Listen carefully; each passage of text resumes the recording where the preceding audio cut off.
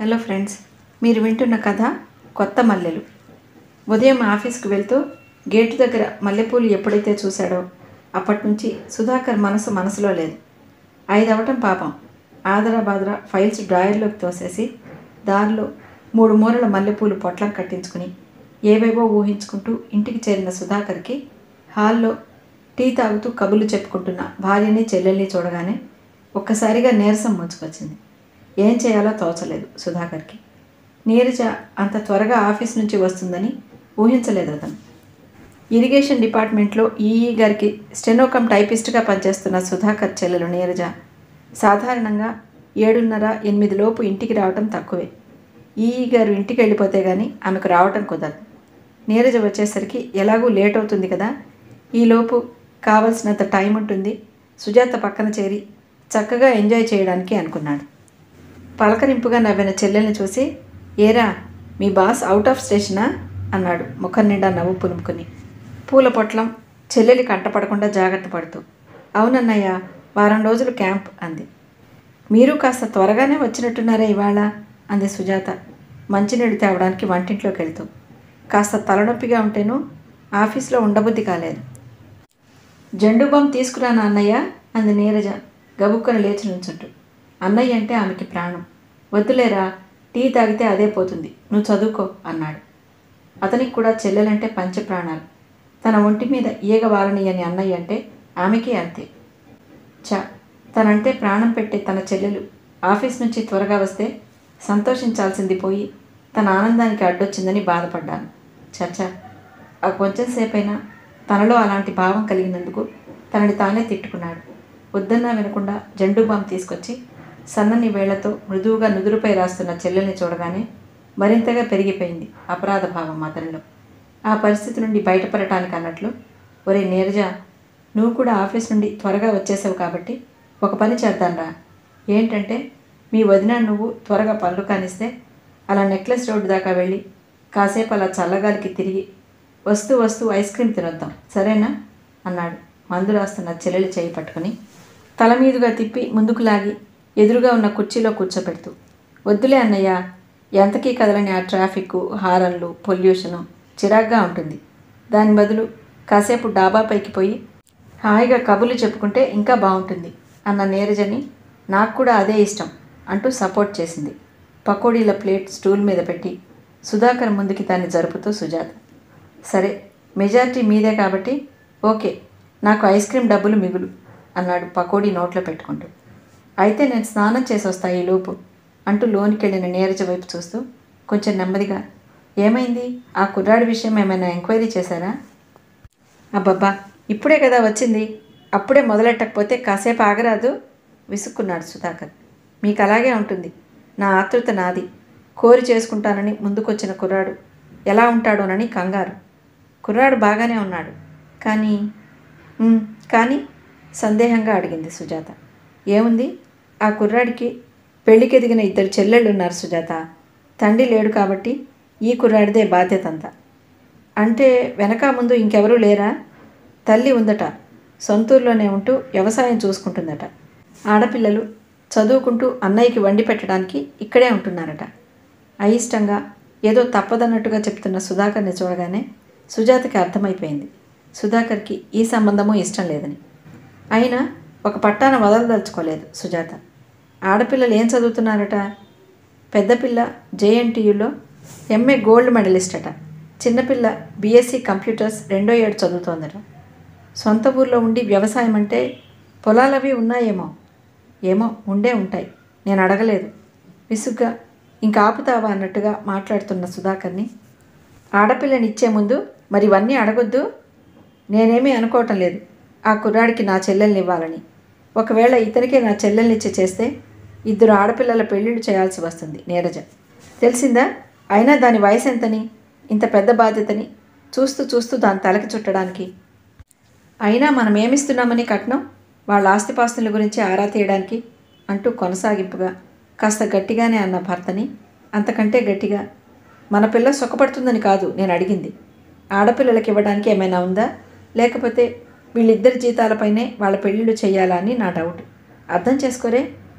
అంతలో నీరజ అక్కడికి వచ్చేసరికి ఆ సంభాషణకి ఫుల్ స్టాప్ పడింది. సుజాత స్నానానికి వెళ్ళిందన్న మాటే కానీ ఆలోచిస్తూనే ఉంది. పైకెళ్ళి డాబా మీద కాసేపు కబుర్లు చెప్పుకున్నాక మంచినీళ్ళ బాటిల్ తెస్తానని నీరజ కిందకెళ్ళటం చూసి సుజాత మళ్ళీ కదిపింది సుధాకర్ని. ఇంతకీ ఈ సంబంధం విషయంలో మీకు నచ్చందేమిటా అని చిర్రెత్తుకొచ్చింది సుధాకర్కి. ఇవిగో ఈ చేతుల్లో పెంచాను దాన్ని. దాని శరీరంలో ఉన్న ప్రతి కణము, ప్రతి రక్తపు బొట్టు నేను అపురూపంగా తినిపించిన ముద్దలతో ఏర్పడినవే. ఎలా పెంచుకొచ్చాను దాన్ని. చూస్తూ చూస్తూ ఇన్ని బాధ్యతలున్న కుర్రాడికి నా చెల్లెల్ని ఎలా ఇవ్వమంటావు? అదే నీ చెల్లెలైతే చేస్తావా? పైగా ఆడపిల్లల పెళ్ళిళ్ళయ్యాక తల్లొచ్చి కొడుకు దగ్గరే ఉండిపోతుందట. ఆమె ఏం రాచిరాంపాన పెడుతుందో నా చెల్లెల్ని. ఇంకోసారి దీని సంగతి ఎత్తకు. సుధాకర్ మాటలకి కంగుతింది సుజాత. అలా మాట్లాడతాడని అస్సలు ఊహించలేదామె. పెళ్ళయ్యాక ఇంత హార్ష్గా మాట్లాడటం ఇదే మొదటిసారి. ఇంకా ఏమైనా అడిగితే కొట్టేట్టున్నాడని ఊరుకుంది అప్పటికి. నీ చెల్లెలనైతే ఇస్తావా అన్న సుధాకర్ మాటలే చెవుల్లో గింగుళ్ళు తిరుగుతుంటే ఆలోచిస్తూనే అన్నం వడ్డించింది. డాబా మించి కిందికి దిగాక చేతులు కడుక్కుని అన్నాల ముందు కూర్చున్న అన్నా చెల్లెళ్ళకి. కిందికెళ్ళి మంచినీళ్ళు తెచ్చేలోపే ఏమనుకున్నారో ఏమో ముఖాలు మార్చుకుని కూర్చున్న అన్నా వదినల్ని పలకరించకుండా మౌనంగానే భోజనం కానిచ్చి తన గదిలోకి వెళ్ళిపోయింది నీరజ. టేబుల్ సర్దుతుందన్న మాటే గాని సుజాత ఆలోచిస్తూనే ఉంది. ఏమిటో ఈ మనిషి చెల్లెలి మీద ప్రేమతో విపరీతంగా ఆలోచిస్తున్నాడు అనుకుంది. అసలు తన చెల్లెలికి ఎలాంటి సంబంధం కావాలో తనకే తెలియదనుకుంటా. లేకపోతే ఏమిటి, ఏది కుదరనివ్వడు. ప్రతిదానికి ఏదో వంక. అక్కడికి తెలిసిన వాళ్ళంతా ఏదో సంబంధం చెప్తూనే ఉన్నారు. కన్నొంకర కాలొంకర అని వచ్చిన ప్రతిదాన్ని వదిలేస్తే ఇంకెప్పుడు ఆ పిల్లకి పెళ్ళయ్యేది? చూస్తూ చూస్తూ 28 వచ్చేసాయి. పాపం ఏం చెప్పదు కానీ తనకి మాత్రం మనసులో ఉండదా తన భర్త, తన సంసారం తనకుండాలని? ఎంతమందిని చూడటం లేదు ఆ పిల్ల మాత్రం. నానా కష్టాలు పడి తెలిసిన వాళ్ళ ద్వారా దూరపు చుట్టాల కుర్రాడని, బ్యాంకులో ఆఫీసర్గా చేస్తూ మంచిగా సంపాదిస్తున్నాడని, అందంగా కూడా ఉంటాడని తెలిసి ఎలాగోలా ఒప్పించి తీరా పెళ్లి చూపులు ఏర్పాటు చేస్తే పిల్లకంటే పొట్టిగా ఉన్నాడని వద్దుపోమన్నాడు. అయినా మగాళ్ళు విడిగా చూస్తే అలా కనిపిస్తారు. ఆడాళ్ల పక్కన నుంచుంటే తేడా అంత కనిపించదని చెప్పినా వినలేదు. ఆ సంబంధం కాస్త గోవింద. చెల్లెలంటే పంచప్రాణాలు సుధాకర్కి. అందులో శంకించాల్సిందేమీ లేదు. తల్లిదండ్రులు పోతే అన్నీ తానే అయి అపురూపంగా పెంచి ఇంతదాన్ని చేసిన మాట వాస్తవమే. అయితే చెల్లెలి పట్ల అతనికి గల అతి ప్రేమ ఆమెకి శాపంగా తయారవ్వకూడదు కదా అనుకుంది సుజాత. ఈ సంబంధానికి ఏమైంది? బంగారం లాంటి సంబంధం. మంచి జీతం, అందం, కొద్దో గొప్ప ఆస్తి. పైగా ఇద్దరూ ఒకే ఆఫీసులో పనిచేస్తున్నారు. ఇంతకంటే కావాల్సిందేముంటుంది ఎవరికైనా? అంతకంటే ముఖ్యంగా నీరజని చేసుకుంటానని తనంతట తానే ముందుకొచ్చాడు. ఏ ఆడపిల్లైనా సుఖపట్టానికి ఇది చాలదా? 2 చెల్లెళ్ళు ఉన్నారట. అందుకని నచ్చలేదట. ఎవరూ లేకుండా ఎలా ఉంటారు అనాథలైతే తప్ప? ఏ ఆకాశం నుంచో ఊడిపడాలి ఈయనగారి కోసం. అయినా సుధాకర్కి చెల్లెలుందని మా వాళ్ళు మానేశారా నన్ను ఈయనకివ్వటం? పెళ్ళయ్యాక భార్యాభర్తలిద్దరూ ఒకరినొకరు సంప్రదించుకుంటూ ఇంటి బాధ్యతలు నిర్వర్తించడంలో ఎంత సంతోషం ఉంది. పైగా ఆడపడుచుగా నీరజ పెళ్లి విషయంలో తాను పడే తాపత్రయం చూస్తున్న నీరజ ఈ పెళ్లి జరిగితే తన ఆడబిడ్డల పెళ్లిళ్ల బాధ్యతల్ని సవ్యంగానే తీసుకోగలదు. ఇలాగే కదా సంస్కృతి సంప్రదాయాలు ఒకరి నుంచి ఇంకొకరికి పాస్ అయ్యేది. అయినా సుధాకర్ అతిగా ఆలోచిస్తున్నాడు కానీ పెళ్ళయ్యాక నీరజ బాధ్యతల్ని చూస్తూ చూస్తూ ఆమెకే ఎలా వదిలేస్తాం? తాము పట్టించుకోమా ఏమిటి ఒకే ఊళ్ళో ఉంటూ? లాభం లేదు. ఎలాగైనా సుధాకర్ని ఈ సంబంధానికి ఒప్పించాలి. ఇంతకంటే మంచి సంబంధం మరొకటి రాదు అనుకుంది సుజాత. కానీ ఎలా? ఆలోచిస్తున్న సుజాత మనసులో ఐడియా తళుక్కుమంది. అవును, అదే కరెక్ట్. ఆ వైపు నుంచే లాక్కు రావాలనుకుంది సుజాత. ఆలోచన వచ్చిందే తడవు. ఆడపడుచు నిద్రపోయిందనుకున్నాక తల నిండా పూలతో తలుపు గడేస్తున్న భార్యని చిత్రంగా చూశాడు సుధాకర్. 5 అడుగుల ఎత్తుకు తగ్గ లావుతో ముద్దబంతిలా ఉండే సుజాత పెళ్ళయ్యాక ఆ మాత్రం చనువుగా తలుపేయటం అదే మొదటిసారి. తనకేమాత్రం నచ్చని సంబంధాన్ని చెల్లెలికి చెయ్యమనటంతో కోపంగా ఉన్న సుధాకర్ పెళ్ళాన్ని చూడగానే అన్నీ మర్చిపోయాడు. ఆ రాత్రి అన్ని ఆశ్చర్యాలే అతనికి. సుజాతకి ఆ విషయంలో ఇంత యాక్టివ్నెస్ ఉందని ఇప్పుడే తెలిసింది అతనికి. అంతేకాదు, ఆకాశం సముద్రం కలిసిన అవలి తీరాన్ని శోధించినట్టుంది. పోటెత్తిన కెరటం టకీల్న ఒడ్డును తాకి చుక్కలుగా విడిపోయినట్లు చల్లని వెన్నెల చిన్ని చిన్ని దూది పింజలుగా విడిపోయి మొదట్లో మెల్లమెల్లగా క్రమంగా ఎడతెరిపి లేకుండా కురుస్తూ తనని కప్పేస్తున్న భావన. మధురమైన భావనల్లో తడిసి ముద్దైన సుధాకర్, అమ్మో ముద్దబంతి వనుకున్నా కానీ మొగలి పువ్వు సుమా, రోజూ ఇలా ఉండొచ్చు కదా అన్నాడు సుజాత తలని ప్రేమగా నిమురుతూ. మనసు సంతోషంగా ఉంటేనే కదా శృంగారంలో ఆనందాన్ని హాయిని పూర్తిగా ఆస్వాదించగలం, గోముగా అంది. ఇప్పుడు నీ సంతోషానికి ఏం తక్కువైంది? బాగానే ఉన్నావు కదా. నా సంతోషానికి ఏం తక్కువ లేదు కానీ పక్క గదిలో పెళ్ళికున్న పిల్లని పెట్టుకుని ఎలా ఎంజాయ్ చేస్తాను చెప్పండి. రోజు తను వింటుందేమోనని మీకుండదేమో కానీ నాకు మాత్రం మర్నాడు ఆ అమ్మాయి ముఖం చూడాలంటే ప్రాణం పోయినట్టు ఉంటుంది. ముఖాన్ని ఎర్రగా చేసుకుంటూ అంది. అదా, మంచి సంబంధం చూస్తున్నానుగా, కుదిరితే ఎంతసేపు వాళ్ళ ఆయన దగ్గరికి తను వెళ్ళిపోతుంది. మనం తేరుకునే లోపే. మీరు కుదరనిస్తారా?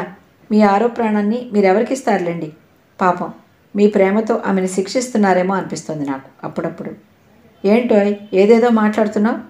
మంచి సంబంధం చేయాలనుకోవటం కూడా తప్పేనా? అసలు మీ దృష్టిలో మంచి సంబంధానికి డెఫినేషన్ ఏమిటో చెప్పండి నాకు. వెనక ముందు ఎవరూ లేకపోవటమా మంచి అంటే? అది కాదు సుజాత అంటూ ఏదో చెప్పబోతున్న సుధాకర్ని మధ్యలోనే అడ్డుకుంది. ఒక్క నిమిషం, నేను చెప్పేది వినండి, మీకే అర్థమవుతుంది. నీరజ పట్ల మీకు నిజంగా ప్రేమంటూ ఉంటే తనని కోరుకుని వచ్చిన కుర్రాన్ని మీరిలా కాదనలేరు. ఆమె పట్ల మీకున్న అతి ప్రేమతో ఆమెకు ఎంత అన్యాయం చేస్తున్నారో తెలుసా? మీరు ఊహించలేరు. ఆమెకు 25 దాటి 3 ఏళ్ళైంది, అంటే 28. ఆలస్యం అయ్యే కొద్దీ అవకాశాలు తగ్గుతాయనే విషయం మీకు మాత్రం తెలియనిదా? బహుశా మీకు అర్థమైందనుకుంటాను. మన హిందూ సాంప్రదాయం ప్రకారం పిల్లాడి కంటే పిల్ల కాస్త చిన్నదై ఉండాలి. 25 ఏళ్ళప్పుడు పెళ్లి చేయాలనుకుంటే కుర్రాడికి 25-30 మధ్యలో ఉంటే చాలని కదా అనుకునేది. అప్పుడు ఎంత ఛాయిస్ ఉంటుందో చూడండి. ఎందుకంటే ఆ వయసులో ఉన్న కుర్రాళ్ళు ఎక్కువగా ఉంటారు కాబట్టి. ఇప్పుడు నీరజకి వయసు 28, అంటే 30-33 మధ్యలో వాళ్ళైతే కానీ బాగోదు. కానీ ఆ వయసు కుర్రాళ్ళు ఎంతమంది ఉంటారు చెప్పండి? ఉన్నవాళ్లలోనే ఎవరో ఒకరిని వెతుక్కోవాలి. ఛాయిస్ తగ్గిపోయింది కదా, ఆలోచించండి. మీరింకా ఇలాగే వచ్చిన ప్రతి సంబంధాన్ని మంచిది కాదని తోసేస్తే ఏదీ దొరక్క ఏ రెండో పెళ్లి వాడినో తెచ్చి చేయాల్సి వస్తుంది. మీకు అర్థం కావటంలా. సుజాత, చెల్లెలికి రెండో పెళ్లివాడన్న మాట వినగానే ఇంతెత్తున ఎగిరాడు సుధాకర్. ఆవేశం వద్దు, ప్రాక్టికల్గా ఆలోచించండి. అందుకే ముందే చెప్పాను, మీ అతి ప్రేమ నీరజకి శాపం కాకూడదని.